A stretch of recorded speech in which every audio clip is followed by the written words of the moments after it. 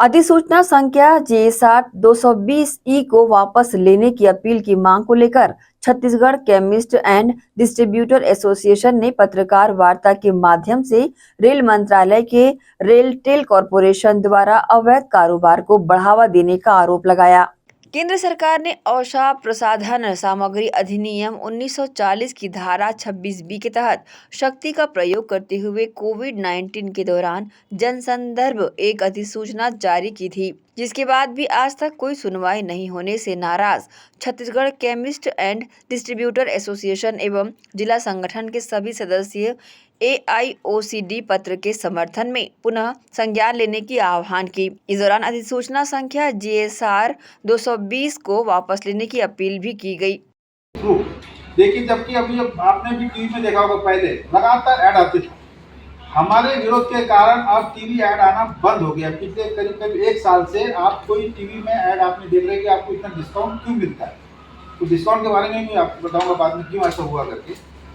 ये सब चीज़ें करने के बाद में लाया गया था GSR को, उसके बारे में आपको ब्रीफ कर देता हूँ। ये महामारी के समय में भारत सरकार ने इस चीज़ को लाया कि भाई बता दें, औषधि और प्रसाधन सामग्री अधिनियम 1940 की धारा 26B केवल आपातकाल के दौरान दवा के निर्माण, बिक्री या वितरण को विनियमित या प्रतिबंधित करने की विशेष शक्ति देती है। महामारी या प्राकृतिक आपदाओं के लिए यह अधिसूचना नियम 65 की आवश्यकता को दरकिनार कर देती है। अर्थात दवाओं की बिक्री मूल प्रिस्क्रिप्शन पर की जाती है और दवाओं की आपूर्ति के बाद उस प्रिस्क्रिप्शन पर आपूर्ति की मुहर लगाई जाती है, ताकि दुरुपयोग और बार बार उपयोग से बचा जा सके। यह अधिसूचना डीलर को उनके राजस्व जिले में दवाओं की डोरस्टेप डिलीवरी की भी अनुमति देती है। कोविड-19 की स्थिति लगभग 3 साल पहले खत्म हो चुकी है। इस विधायी मंशा को देखते हुए सरकार की अनुमति से नियमों के निरंतर उल्लंघन से बचने के लिए इस अधिसूचना को अब तुरंत वापस लिया जाना चाहिए।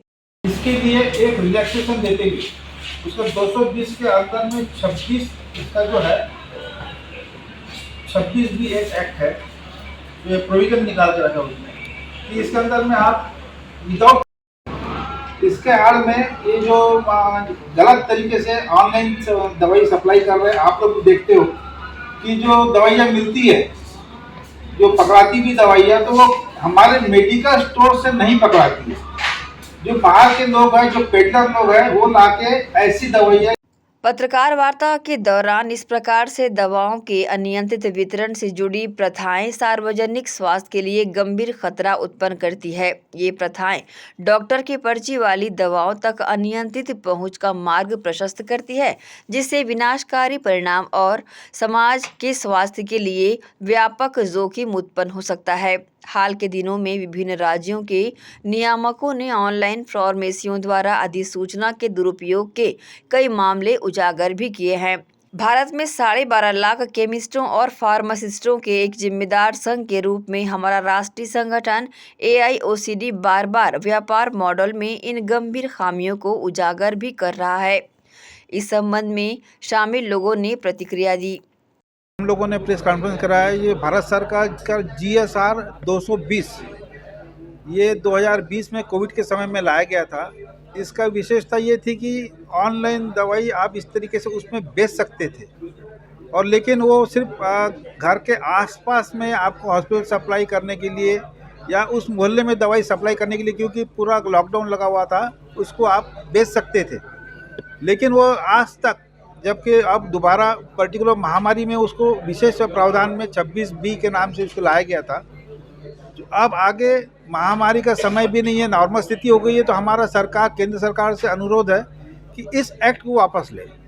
इसके लिए हमने 4 बार जो उस समय के जो हेल्थ सेक्रेटरी थे उनको पत्र लिखा, लेकिन किस्मत से चारों का ट्रांसफ़र हो गया। अब 5वीं आई है सलीला मैडम, जो श्रीवास्तव मैडम है, उनको भी हमने पत्र दिया है। और ऑल इंडिया में, पूरे हिंदुस्तान में हम लोग सब जगह जा के प्रेस कॉन्फ्रेंस कर रहे हैं, और हमने अपने से भी भेजा है, पूरे हिंदुस्तान के केमिस्टों की तरफ से भी भेजा है, और आपके माध्यम से भी हम सरकार को जगाना चाहते हैं कि इसको वापस कर ले। किस तरह से आम लोगों को इससे परेशानी हो? इसको आम लोगों नहीं समझ रहे हैं कि ऑनलाइन में वो जैसा दवाई खरीद रहे हैं, तो वो लोग फंसते हैं उसके अंदर में। भाई आज हमारा युवा पीढ़ी बर्बाद हो रहा है, हमारी माता बहनें जो नहीं समझती वो MTP किट की दवाइयाँ ले लेती है, तो ये सब ऑनलाइन मिलती है दवाइयाँ, कोई भी दवाई दुकानों में ये दवाइयाँ नहीं मिलती है।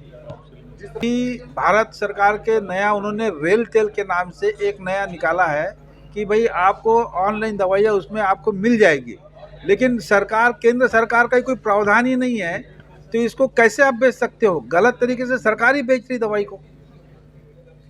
तो जिस तरह से आप सिर्फ आपके माध्यम से सरकार तक हमारी बात को हम लोग पहुंचा रहे हैं। अगर उसके बाद भी नहीं पहुंचती सरकार, हम तो आम जनता से भी अनुरोध करेंगे वो हमारे साथ रहे। नहीं तो उसके बंद करने के अलावा, पूरे हिंदुस्तान बंद करने के अलावा हमारे पास में और कोई चारा नहीं रहेगा, जिसके आम जनता को होने वाली परेशानी के लिए केंद्र सरकार ही पूरी जिम्मेदार होगी। ACN न्यूज़ के लिए दुर्ग से नसीम फारूकी की रिपोर्ट।